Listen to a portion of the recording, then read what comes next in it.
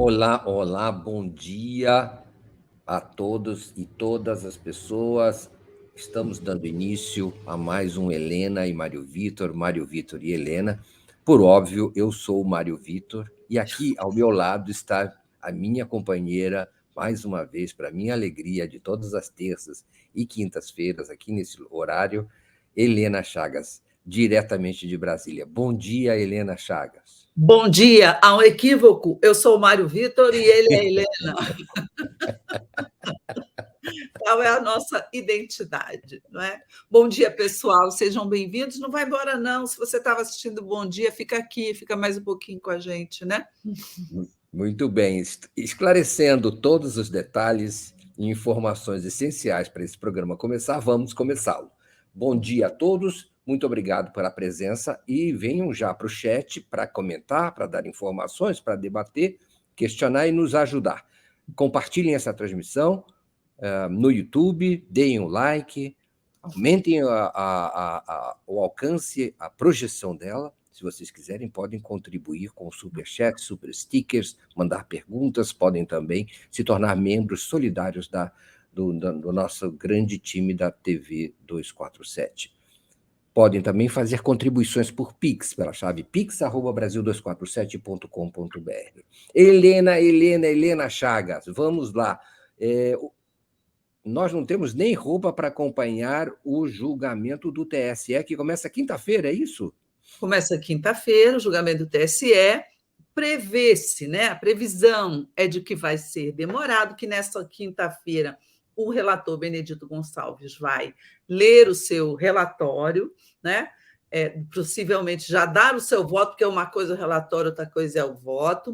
Aí vai ser chamado o Procurador-Geral Eleitoral, Paulo Gonet, que vai ler o seu parecer, que todo mundo já conhece, que é favorável à condenação do Bolsonaro por inelegibilidade.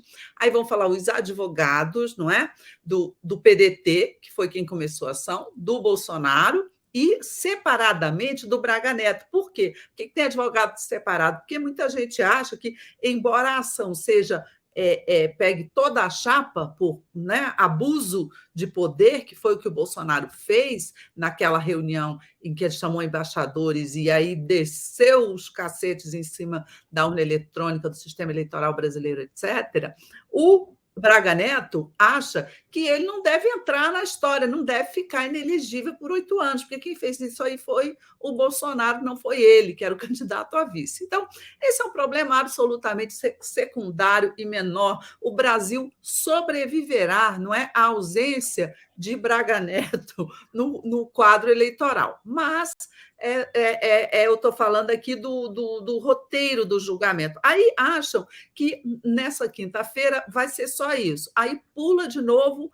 para a próxima terça-feira da semana que vem, aí que vão começar os ministros a darem seus votos. Se esses votos forem muito grandes, o julgamento se estenderá até a outra quinta-feira, e se não tiver um pedido de vista, que alguns acham que o Cássio Nunes poderá fazer, e se encerra.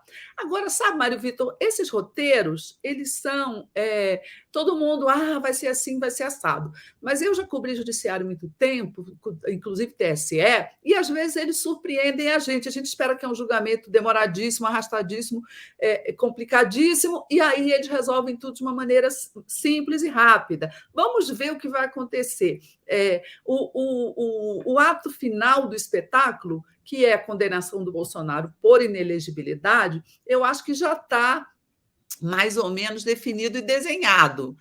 Isso vai ocorrer, mas a maneira como eles vão chegar lá, se vai ser um 5-2, como muita gente diz, porque eu considero o Cássio bolsonarista e o ministro Raul Araújo Filho, do STJ, que também seria a favor de Bolsonaro, seria 5-2. Mas eu não sei, viu? Eu acho que pode dar um 6-1, esse Raul votar pela condenação, e não me admiraria se desse ali, Mário Vitor, gente, um 7-0, porque muitas vezes o sujeito muda de ideia, o sujeito quer ficar bem com outro lado. 7-0, eu acho que está havendo um esforço, porque representaria uma decisão do tribunal assim, politicamente muito importante, uma derrota acachapante para o Bolsonaro, sobretudo depois das recentes denúncias, mas essas muito fortes, daquele material achado no celular do Major Cid, quer dizer, de um golpismo totalmente explícito, mais uma minuta de norma legal, ilegal, não é? Para instaurar a GLO, estado de sítio, enfim, para fazer o golpe. É óbvio que a ação específica ela diz respeito ao abuso do Bolsonaro na reunião com os embaixadores. Porém, é evidente, né, Mário Vitor, que o Bolsonaro está sendo julgado pelo conjunto da obra, você não acha? Eu acho, e é dificílimo falar depois de você, porque você coloca a vara lá em cima, e aí eu tenho que fazer um esforço duplo para conseguir complementar alguma coisa àquilo que você falou. Então, mas vamos lá, vamos tentar. 460 páginas, Helena Chagas. O que é isso? Deve ser um dos maiores votos da história. Eu não tenho esse levantamento aqui comigo, mas é um voto alentado. Então, o Benedito Gonçalves deve ter se esforçado muito para trabalhar o que parece ser o contexto, não é? O contexto, não apenas, vamos dizer, a caracterização factual do que ocorreu na reunião com embaixadores e tudo, mas eu creio que vai entrar aí toda a questão das urnas eletrônicas, do sistema eleitoral, das relações internacionais, do papel institucional da presidência da República,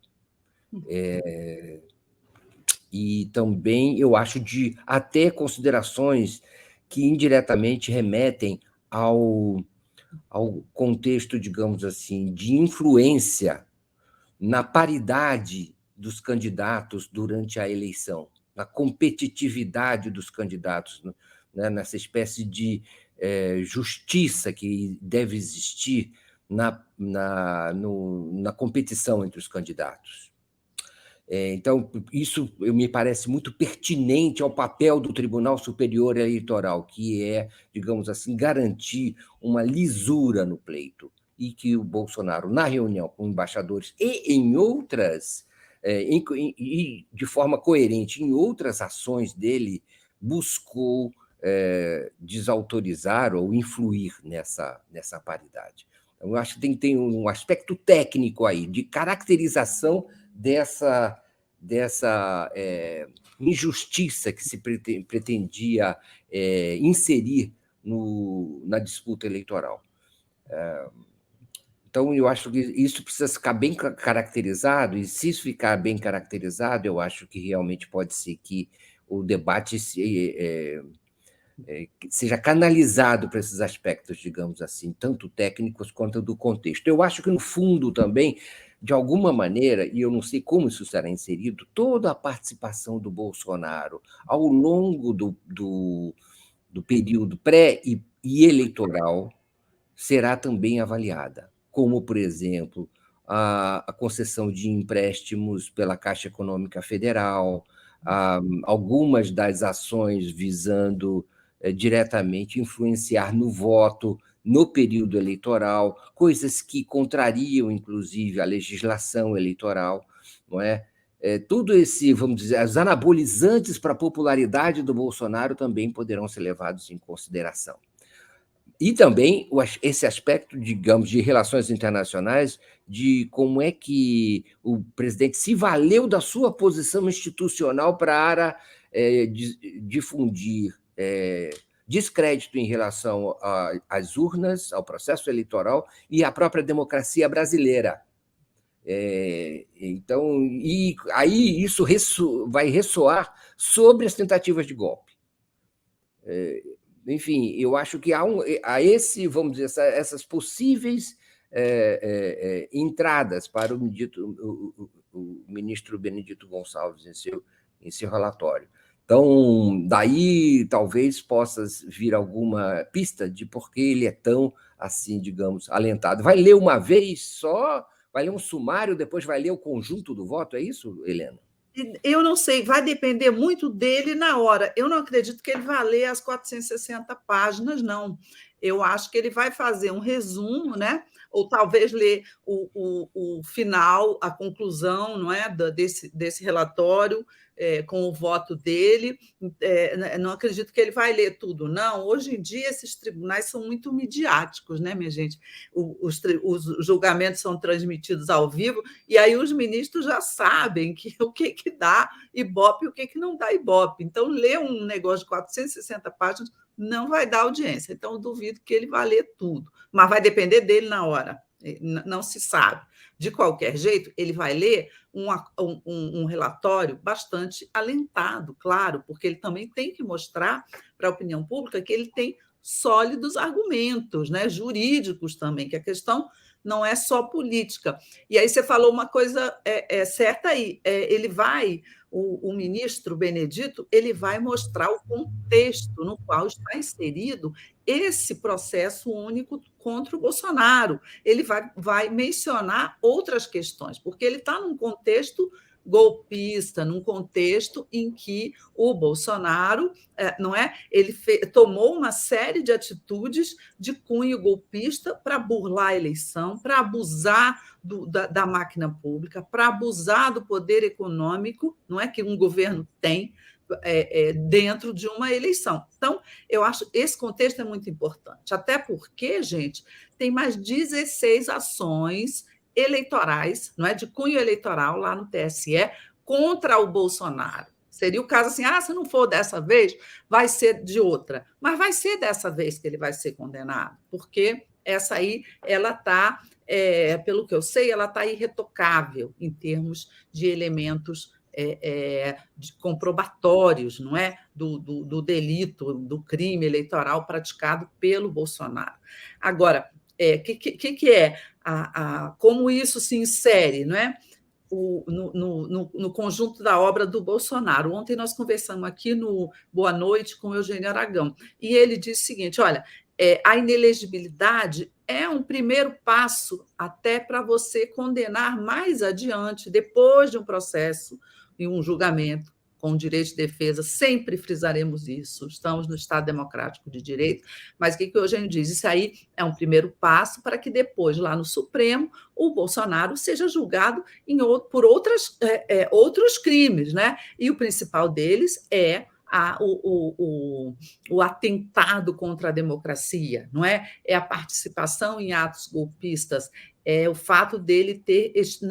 a gente já tem sobejas provas aí de que ele insuflou, foi o mentor intelectual, instigou, não é, os atos golpistas, mas eu acho que nós já estamos num outro patamar em que você poderá provar que ele realmente participou de conversas sobre golpe. Você ainda não tem isso no celular do Major Cid, mas daqui a pouco você poderá ter isso no depoimento de algum daqueles ali que estão sendo flagrados, tramando o golpe, não é? O que se diz lá nos elementos do celular do Cid, ali você tem o Cid dizendo para aquele coronel hidrófobo, né, o Lawande, que implorava pelo golpe, você tem o Cid dizendo assim: mas o presidente não confia no alto comando, tipo assim, o alto comando não topou o golpe, não está topando o golpe. Então, você tem muitos indícios de que o Bolsonaro realmente tentou dar o golpe, tentou obter o apoio de mais militares, não é, para o golpe. Então, o que ocorre? Esse processo eleitoral ele vai lá para o Supremo e ele vai fazer parte da instrução de outros processos dentro dos inquéritos que o Alexandre de Moraes está tocando, né? O inquérito dos atos golpistas, o inquérito dos atentados à democracia, no fim já está sendo quase tudo a mesma coisa, né? Então, se você tem o presidente, um ex-presidente condenado, tornado inelegível, por quê? Porque ele cometeu um ato junto a representantes estrangeiros no Brasil, cometeu um ato de ofensa a democracia, não é? Na hora que ele colocou em dúvida o nosso sistema eleitoral. E, obviamente, isso é uma peça do quebra-cabeça que poderá, lá na frente, condenar o Bolsonaro pelo golpismo. Sem falar nas joias, na carteirinha de vacinação, isso aí nem se fala, né, Maravilha? É, o negócio é o seguinte, bom, há um outro aspecto, né, Helena? Um outro aspecto que, digamos assim, é sabido, mas nunca é o caso de negar, né? Sempre é o caso de trazer à baila as fake news. O presidente da República. Bom, nós estamos falando da forma, né? Ah, ele chamou os embaixadores, ele atacou o sistema eleitoral, ele falou das urnas, mas ele mentiu, não é? Ele foi lá para difundir uma informação incorreta a respeito do sistema eleitoral brasileiro. Ele mentiu, fake news, não é? Usando a sua posição institucional para convocar, reunir, juntar aqueles embaixadores que só foram lá por causa da obrigação, vamos dizer, formal, diplomática que tinham que seguir. Então, isso, digamos assim, caracteriza mesmo uma espécie de desvio da função do presidente da República, não é? No exercício do seu poder, para difundir Bom, esse é um tema, é o seguinte, Helena, que nós temos que discutir entre nós, brasileiros, as características do nosso sistema democrático, as falhas, eventuais críticas. Nós não vamos chamar embaixador para falar sobre isso, gente. Falar com o sujeito, sei lá, da Guiné Equatorial, dos Estados Unidos, da Argentina. O que eles têm a ver com isso? Eles têm os seus próprios problemas, não é? Então, o Bolsonaro encenou essa. Qual era o objetivo? Era uma intervenção internacional no Brasil? Isso também não é uma desvio de função e uma traição à própria característica que tem que ter o presidente da República, essencial, que é a defesa do país e da soberania e da sua integridade, não é? É com os brasileiros que o presidente teria que debater e não com os embaixadores. Bom, enfim, e ainda mais para falar de forma mentirosa, não é? Para difundir uma fragilidade que permitisse algum tipo de intromissão internacional no Brasil, é isso? Da opinião internacional no Brasil? Gente, quanto mais a gente pensa nisso, mais fica desagradável conviver com esse assunto. Mas, Helena, vai ser 5-2, 6-1 ou 7-0, por aí, provavelmente. Sempre há surpresas, existe uma pequena margem, 1%, 0,5% de alguma surpresa maior, mas então Bolsonaro será punido com 8 anos, ao que parece, de inelegibilidade, não podendo concorrer a nenhum cargo público no Brasil eleitoral. Não é? Então, isso, bom, é um pouco raro para um presidente da República isso, um ex-presidente da República, mas está na lei eleitoral. E se isso acontecer, ele será impedido e isso modifica o cenário eleitoral, não é? Acho que sim.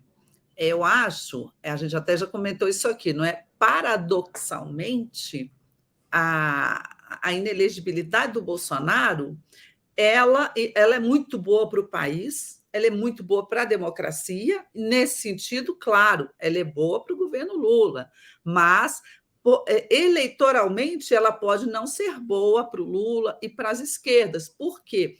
Porque tira o Bolsonaro e o seu radicalismo de direita total da cédula de 2026, ele não poderá ser candidato a presidente, e nesse vazio, é claro que não vai entrar ali um outro cão hidrófobo da direita, muito radical.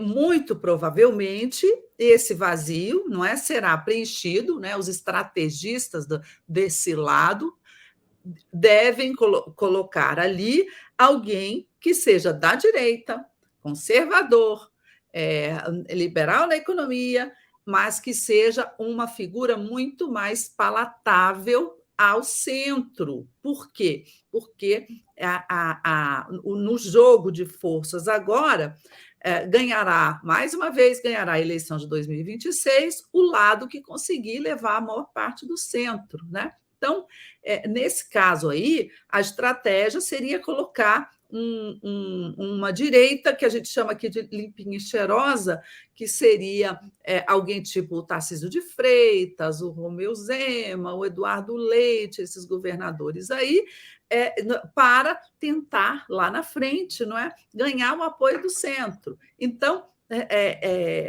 esse fato, a saída do Bolsonaro, talvez torne a eleição de 2026 mais complicada para o lado da esquerda, da centro-esquerda, do governo Lula. Muita gente diz assim, o Tarcísio, e a gente já vê uma movimentação em torno do Tarcísio por parte dos setores do establishment, né, econômico, dos setores midiáticos, a mídia incensando o Tarcísio, é o Tarcísio e tal. Mas nós estamos ali há 3 anos e meio, né, quase da nova eleição, mais de 3 anos, e muita água pode rolar debaixo da ponte. Eu acho que é uma precipitação desse pessoal já escolher ali o Tarcísio como seu candidato de plantão. Por quê? Primeiro, ele tem que governar São Paulo, minha gente. Ele tem que ser um bom governador. O governador de São Paulo sempre é um nome para a sucessão presidencial, mas nós já vimos situações muito semelhantes, né? O establishment já se entusiasmou, por exemplo, com João Dória, né? O Dória é imbatível, candidato a presidente. Todo mundo sabe o que aconteceu com o Dória, foi parar lá na lata de lixo. Então, apesar de ser um bom governador, a aprovação dele era boa, ainda assim ele não conseguiu. Você teve também o caso do Zé Serra. O Zé Serra era um candidato, sempre foi assim, em potencial e muito insensado e tal, e ele nunca conseguiu. Então, é cedo para a gente dizer, é o Tarcísio, o candidato imbatível. Vamos lá, vamos esperar. Sobretudo, por quê? Qual a razão principal? A eleição de 2026 ela vai ser dada pelo sucesso do governo Lula, pelo desempenho do governo Lula, né? E se o Lula fizer um bom governo, eu acho que aí não tem para ninguém. Por quê? Porque ele é o presidente no comando. Então, ou ele, se for para a reeleição, ou algum candidato dele, provavelmente escolhido entre seus ministros. Então, tudo vai depender dessa situação e da economia. E, olha, observamos aí nas últimas semanas que os ventos da economia estão mudando muito rapidamente, inflação decrescente, crescimento aumentando, uma série de números positivos, e a gente vê isso entre economistas e comentaristas, não é? Liberais, que agora já estão elogiando aí o desempenho da economia, tentam disfarçar isso, dizendo que o Lula é um cara sortudo, isso é risível, é uma piada, não é? Desconhecer a condução, né, que o governo vem fazendo, mas isso aí já é uma sinalização política muito importante. Você não acha? Acho sim. E, bom, tem tanta coisa para falar sobre esse assunto. Eu vou misturar um tema que a gente combinou para depois, eu vou misturar agora. Mas depois a gente volta nesse tema, que é o tema do podcast, ou do café, ou da conversa com o presidente de ontem. Um detalhe não me passou despercebido na conversa de ontem, e aí a gente pode falar várias coisas sobre isso, a gente vai falar depois. Mas o detalhe que mais me chamou a atenção foi, de novo, o presidente falar que vai viver 120 anos. Helena Chagas, o sujeito está se preparando para ser candidato de novo. Eu acho. Gente, ele fala que está com toda a energia, que não sei o quê, que já nasceu, não é isso? O homem que vai viver 120 anos, e pode ser ele, ou quase que ele chega a dizer, sou eu tenho certeza. Então, só esse detalhe aí a respeito de candidaturas, o sujeito, o Lula, já colocou o nomezinho dele ali nas possibilidades para 2026. E E o Lula é aquele tipo de cara que, se no poder, ele se empolga. E pode ser que ele se. Há uma grande possibilidade de ele se enamorar dessa ideia. E por isso fica divulgando essa, vamos dizer assim, essa juventude. Quem há de negar, não é? A essa altura. Vamos ver. Então, prepare-se, porque pode ser Lula, hein?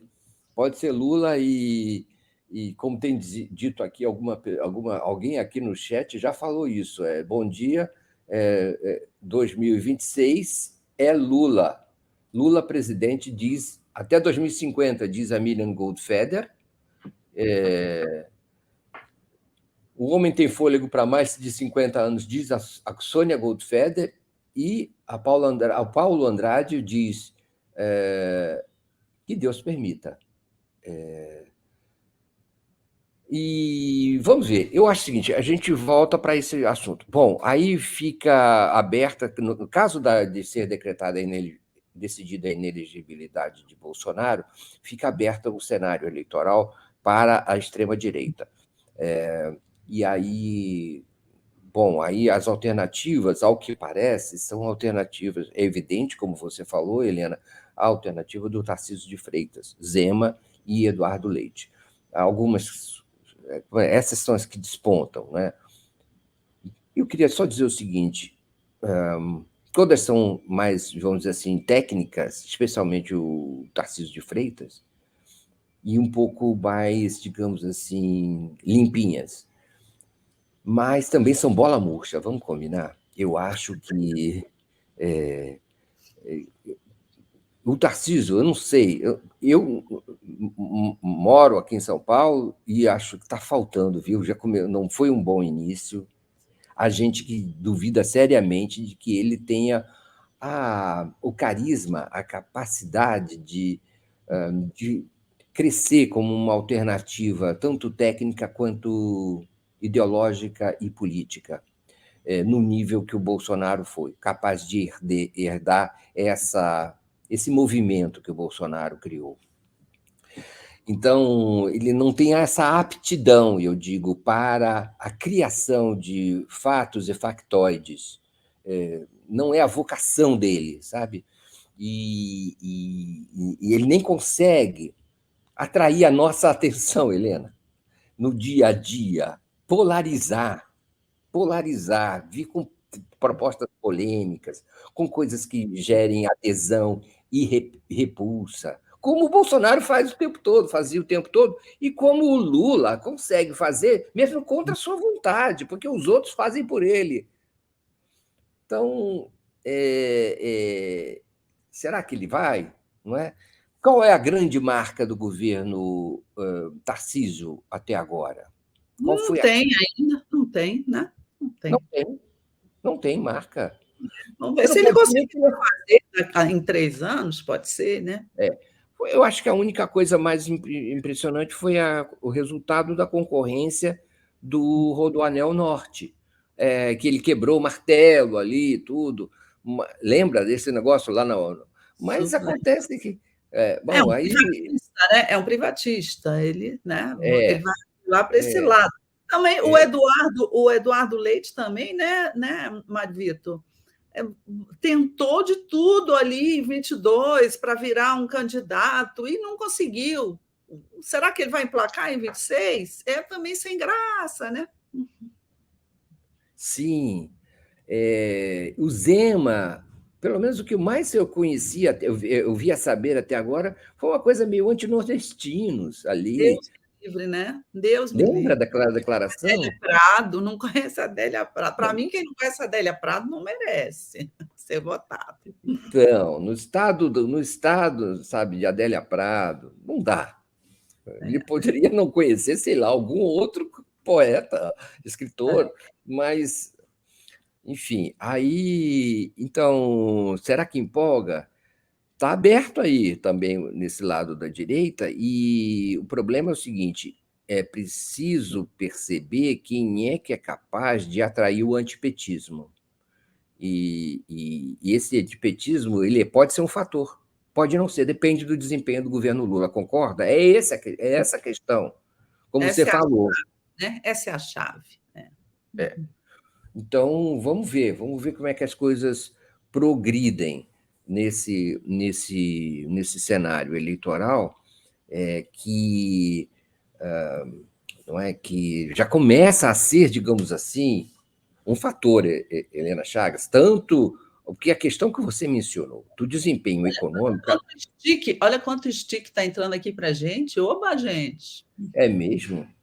Ó, olha aí. Você que sabe, você que lê. Vamos lá. Não é? Vou aqui, ó. A Silvia Maria Correia de Godoy. Se há alguém que precisaria viver muito e até ser eterno, é o Lula. Nós precisamos dele, sim. E e a Regina Silva, olha aí, ela, para variar um pouco, o Mário Vitor, sou eu, sempre ao pé da letra. Muito bem, muito obrigado.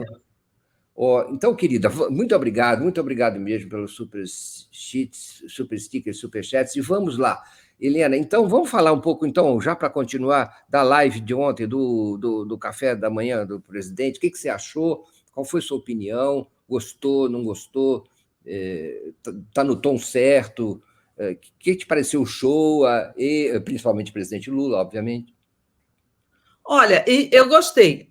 Eu acho o seguinte: eles estão testando o cenário, o formato. O de ontem já foi lá no Jardim da Alvorada, ouvindo os passarinhos. Eu acho que isso tem um objetivo claro de fazer um contraponto com o antecessor dele, né, que fazia ali na biblioteca do Alvorada, aquela coisa pesada, ele com aquela cara de, né, de Al-Qaeda, entendeu? De Hitler. Então, eu achei que, né, nesse sentido, a mensagem que passa, né, subliminar ali, é completamente diferente, não é? Saiu do ódio, do discurso do ódio, da raiva, para uma coisa mais leve, uma coisa mais tranquila. O de ontem, sobretudo, né, estava lá no jardim, o Lula não estava nem de terno. Algumas pessoas eu ouvi me disseram: mas ficou parecendo que ele estava de férias, que ele não estava trabalhando, né? Então, que o outro primeiro foi melhor porque estava numa mesa, ele de um lado, o show do outro, assim, dentro de parecia um gabinete. Esse tipo de coisa você tem que prestar muita atenção nas mensagens que você está passando. No Sim. primeiro também, me pareceu que ele estava mais tinha uma intenção de passar mais recados políticos. Ele falou ali do agro, ele disse que não é preciso ter invasão de terras, então diz que fez um aceno para o agro, embora muita gente tenha dito, não, ele disse que é um problema ideológico, ele disse que, olha, se o problema foi ideológico, paciência, mas temos que conviver, não é? Temos que viver em paz no campo, tem lugar para o agro e tem lugar para o pequeno agricultor. Eu achei muito importante esse recado lá do podcast da semana passada. Também anunciou Minha Casa Minha Vida para a classe média, para quem ganha tipo entre 8 mil e 10 mil reais por mês. O primeiro foi mais, digamos, foi mais rico em mensagens, não é? Do governo. O segundo foi mais rico em quê? Em leveza, em simpatia, em passar essa ideia de que ele é um cara leve e ele brinca e bom humor, né? Então, cada um teve a sua característica e eu acho que eles estão acertando. Eu acho que acertam, Mário Vitor, pelo simples fato de fazerem o programa. Por quê?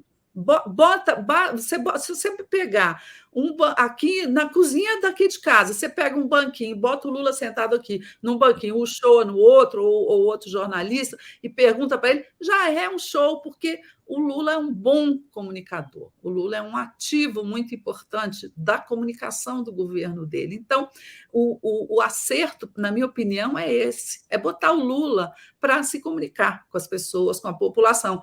Audiência, formato, etc. Tudo isso vai se ajeitando ali ao longo do caminho, né? A audiência, você faz cortes e bota na internet, você vai aos poucos trabalhando para que tenha uma maior audiência ao vivo. Uma boa ideia para mim seria fazer como a gente faz aqui, ler os comentários das pessoas, responder perguntas, Sim, interagir. uma interação maior do presidente com as pessoas, mas tudo isso é detalhe. O principal é que o Lula está ali falando. Eu acho sim, acho, e o presidente pôde se alongar na COP25, na preparação em Belém, no esforço. Às vezes, Eliane, eu gosto de ouvir essas conversas porque você tem uma maior intimidade sobre a mecânica do poder, como dá trabalho fazer as coisas. E e como é desafiante, não é? Como é incerto o futuro, o resultado daquilo que se pretende. Então, às vezes, ouvindo, você tem ideia. Você imagina fazer uma reunião que se espera em Belém até a presença de até 50 mil pessoas do mundo inteiro. É uma COP25 que será, não é, planetária, a primeira na Amazônia, e que exigirá, por exemplo, a dragagem de canais para que navios de maior calado possam aportar, atracar no porto da região. Enfim, toda a infraestrutura necessária para isso, não é só marcar uma reunião, agendar um hotel ou um palácio de convenções, é modificar uma parte de uma cidade, uma capital importantíssima do Brasil. Então, e também conseguir, não é, mobilizar e mudar e realizar aquilo que é necessário para salvar o planeta. Né? Então, tem essa, ao mesmo tempo, uma coisa, vamos dizer assim, urbana, e uma outra coisa que é conseguir mudar o mundo. E o presidente tem, por incrível que pareça, o presidente acredita nisso, que ele vai mudar o mundo. Ele acredita mesmo. E só você presenciar a live do presidente, a conversa do presidente com o show, você consegue entender que tem um cara ali que acredita. E você começa a ficar na dúvida em relação às suas próprias dúvidas. Porque aquele cara acredita. Ele é o cara. Enfim, é fogo. É muito interessante. Agora, eu acho que o show podia apertar um pouco mais o presidente, sabe? Para fazer uma crítica, para buscar pelo em ovo, eu acho que o Shoa podia apertar um pouco mais, tornar aquilo ali um pouco mais agudo, mais friccionado, sabe assim? Só para uma opinião de jornalista aqui, digamos, lançada ao Léo, mas enfim, é isso. Acho que o presidente cresce nessas horas em que ele é desafiado, em que ele é colocado assim no sabor. Às vezes ele até procura esse contato, como ele fez no final da live de ontem, quando ele mesmo trouxe Bolsonaro, foi trazer, foi buscar para encontrar um antagonista. Olha só, eu estou vendo aqui a maioria, né, das pessoas do chat aqui gostou do programa do Lula, mas a Ana Clélia ela faz uma observação muito importante que a gente não lembrou também. Linguagem de sinais, não tem, né? Nesse podcast. Eu acho que precisa lembrar isso aí também, viu? É muito importante hoje em dia. Isso, você lembrou um detalhe, que foi a interação. Você lembrou a interação. Isso. E a Ana Cléia, é o nome dela? Não Clélia, Ana Clélia, ela lembrou. Ana Clélia lembra a questão da linguagem de sinais. Que isso pode ser feito, eu acho que hoje em dia tem tecnologia para fazer isso de maneira. Bota o quadradinho, né? Então, bom, tratado disso, para onde a gente vai? Depois de amanhã também. Não, já está tendo a reunião do Copom, é isso? Para ir, não é, Mário Vitor? Tem muito lugar para a gente ir. Acho que é a CPMI. CPMI, Silvinei. Nós temos o nosso amigo Marcelo Auler lá, ele está à mão? Ele está por aí, será? Não tenho notícia dele, mas ele deve estar para entrar daqui a pouco, tá? Isso. Eu já vi aqui, só antecipando aqui, eu vi que a CPI aprovou agora, me parece, aqui pelas letrinhas que eu estou lendo, ela aprovou a convocação do Lawande, do coronel golpista Jean Lawande, aquele que faz a conversa, se não estou enganada, gente, porque eu estou aqui fazendo o programa e estou ali de olho na televisão, só nas legendas. Eu acho que convocou o Lawande, aquele que conversou com o Cid no telefone. A Lawande é o sujeito que implorou o golpe. Né? A gente até imagina o Lawande de joelhos diante do presidente da República, por favor, mande fazer o golpe. Né? Então, parece que foi aprovada essa convocação E também acredito que, numa jogada política em contrapartida, aprovaram o G. Dias e o ex-diretor da ABIN. Não me parece que aprovaram a convocação do Flávio Dino, não. Mas o que havia? Havia uma disputa dentro da CPI, e o próprio presidente da CPI, estranhamente, não é? Ele ali metido nessa coisa, dizendo que tinha que convocar o G. Dias, o Dino, não sei mais quem, do lado do governo. Eu nunca vi presidente de CPI tomar assim, esse tipo de atitude, né? Mas me parece que houve ali uma negociação e pode ser que o pessoal do governo tenha dado ali a convocação do G. Dias, que é meio óbvia que iria ser convocado mesmo, não é? E levou a convocação do Lawande. Se foi isso mesmo, está de bom tamanho. Só não está de bom tamanho, que eu acho, Mário Vitor, é a presença do golpista senador Marcos Duval e dos deputados investigados por participação nos atos golpistas, não é? Acho que é o Felipe Barros e o André Fernandes, não é? E a presença dessas pessoas na CPMI vai atrapalhar muito os trabalhos. Eu arriscaria dizer que pode até inviabilizar. Por quê? Porque, embora a CPI tenha aprovado hoje de novo uma requisição ao STF de todo o material dos inquéritos que estão sendo feitos lá, o Alexandre de Moraes já mandou um recado lá, acho que informal, não sei se foi formal, dizendo que não vai mandar esse material, coisa nenhuma, enquanto tiver investigados dentro da CPI. Acho que estava se referindo sobretudo ao Marcos Duval. Você já pensou? O Marcos Duval já vazou um relatório sigiloso da ABIN no Twitter, né? Razão pela qual sofreu uma operação de busca e apreensão. Imagine ele ter todo o conteúdo das investigações feitas até agora. O que ele não faria com aquilo na mão? É óbvio que dessa forma não vai dar para trabalhar, né? Não sei exatamente se não dá para tirar o Marcos Duval já, né? Eu acho que Tem o que tirar. processo dele tinha que incluir também essa prevenção, não é, Helena? Tirar o Marcos Duval de lá e porque já está sobejo que ele não tem condições de continuar no parlamento, não tem mais condições de continuar no parlamento. O parlamento precisa ser desinfetado dessa pessoa, porque ele não é, conspira, divulga fake news, um, descumpre decisões judiciais. Não pode mais. Marcos Duval não tem mais condição de ficar lá dentro.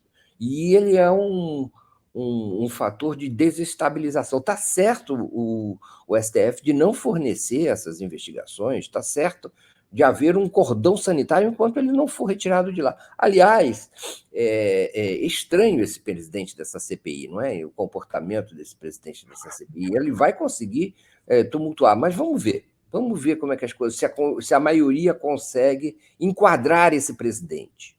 Né? Porque a maioria tem.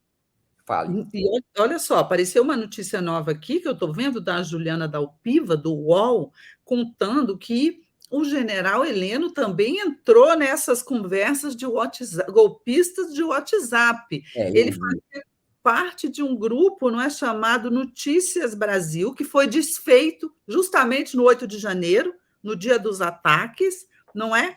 E teria havido também conversas, não sei se já recuperaram o conteúdo todo desse grupo, a respeito do golpe. Então, você vê que a coisa vai se espraiando, que não era uma meia dúzia de gato pingado, não, nas Forças Armadas, no Exército, né? Tinha muito golpista ali tramando.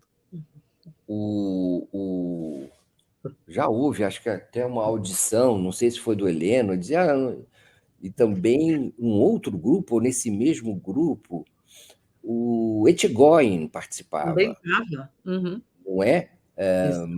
E uns têm conhecimento de que participavam do grupo e outro não. Né?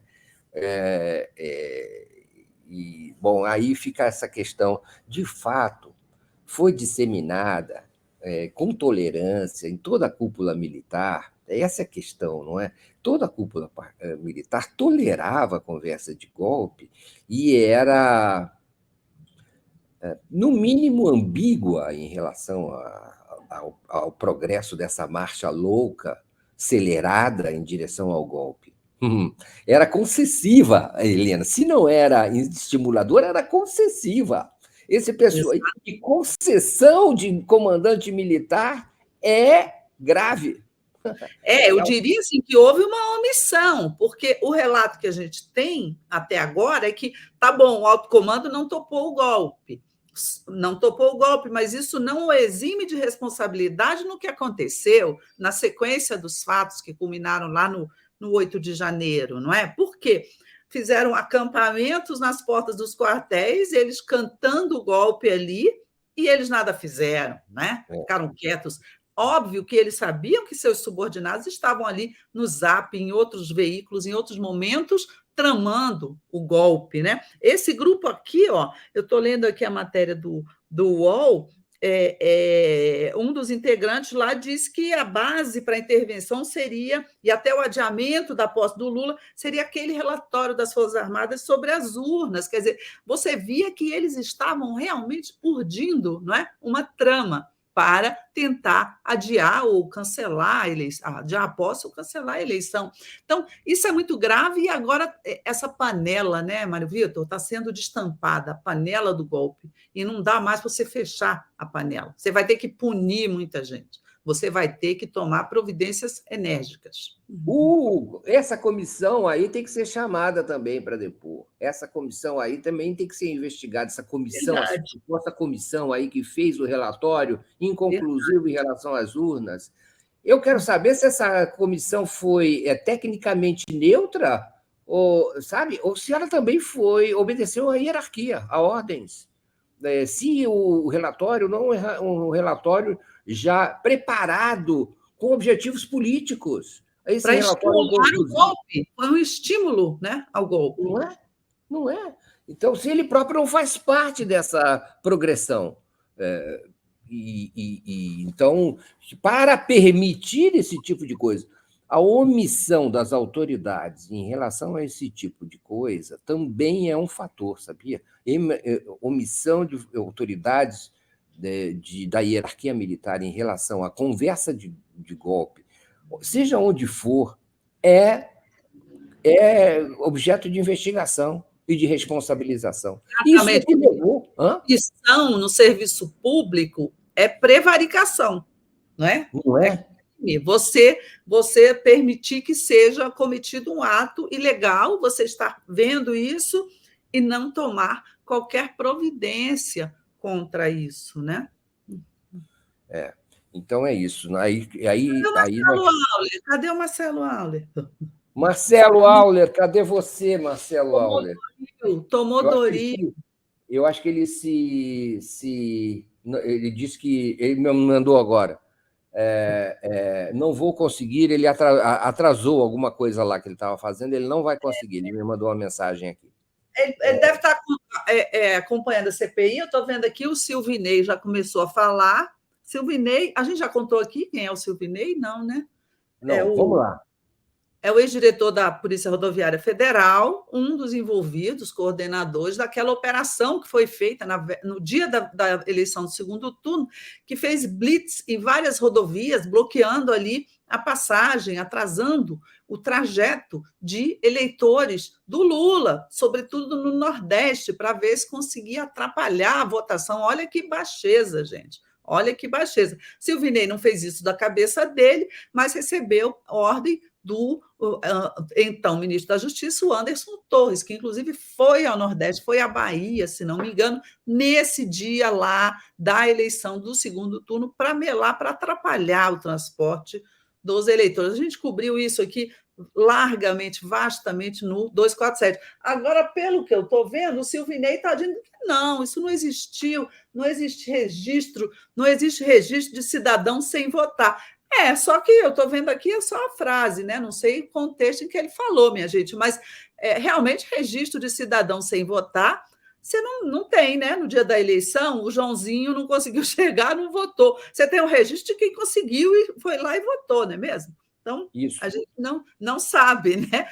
Se não estão entre as abstenções aqueles que foram ali bloqueados nas estradas.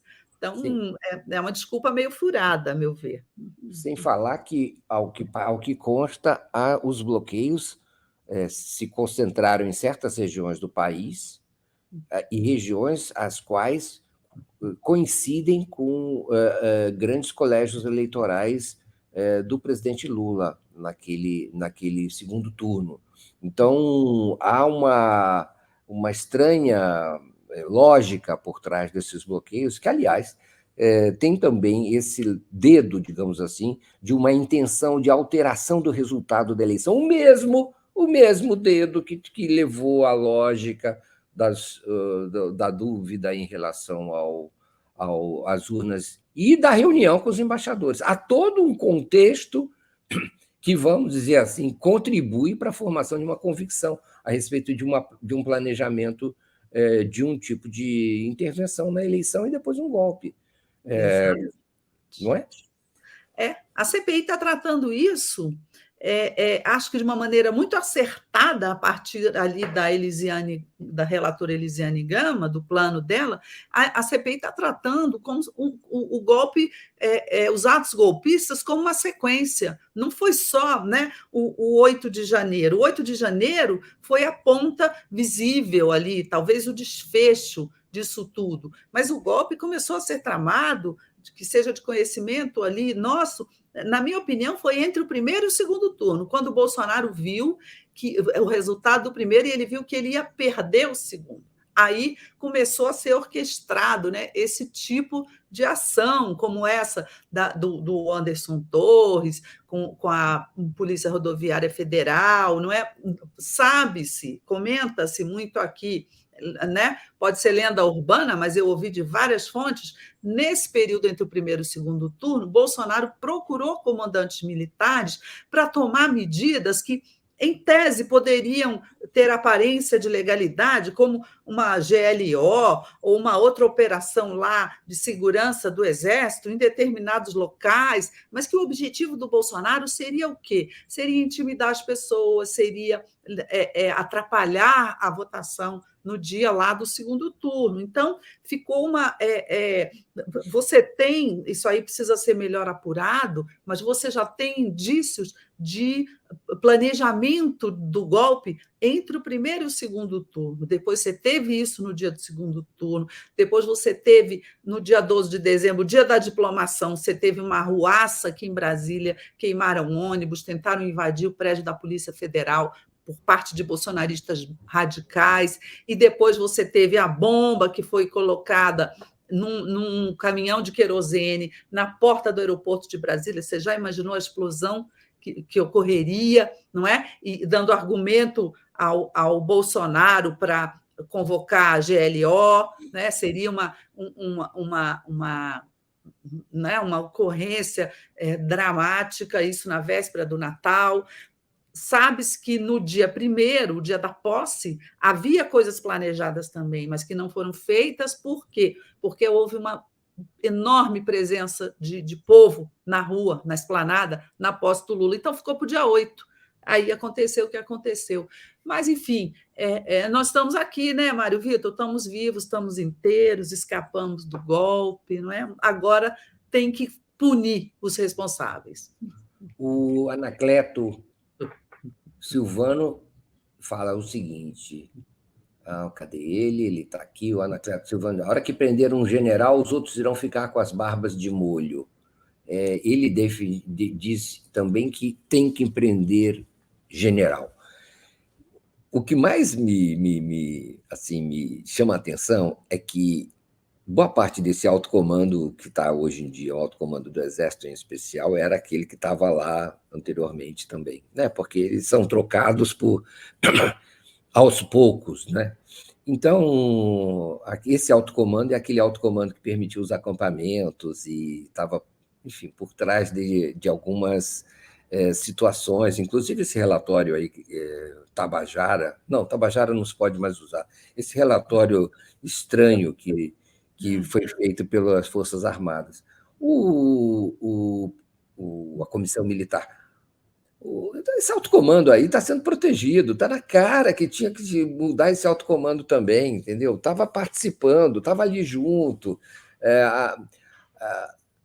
Na hora que viu, mas eles não são bobos, na hora que eles viram que a correlação de forças não dava mais, eles tiraram o pé do acelerador e saíram do golpe, saíram da conspiração para se preservar. Tanto que o Jean Lawan, não é o nome dele? Jean Lawan, ele está lá desesperado dizendo, e o Mauro Cid dizendo que o Bolsonaro não confia mais no alto comando do Exército, o Jean Lawan e outras pessoas desesperadas porque o alto comando, o Bolsonaro... É porque eles fizeram avaliação política, não tinha apoio da mídia, não tinha apoio internacional, não tinha apoio do judiciário, não tinha apoio do parlamento, como é que vai dar golpe?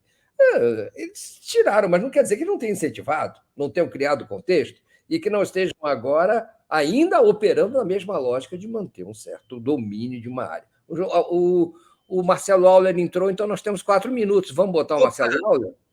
Auler, onde você está, Auler? Bom dia, eu estou aqui na comissão CPMI, eu tenho que falar baixo para não atrapalhar, onde o Silvinei, ex-diretor da Polícia Rodoviária Federal, está prestando depoimento, negando que tenha feito perseguição a eleitores no dia 30 de outubro. Está dando números, uma enxovalhada de números, para provar, inclusive, que onde a Polícia Rodoviária Federal atuou, houve uma menor abstenção naquela eleição do 30 de outubro.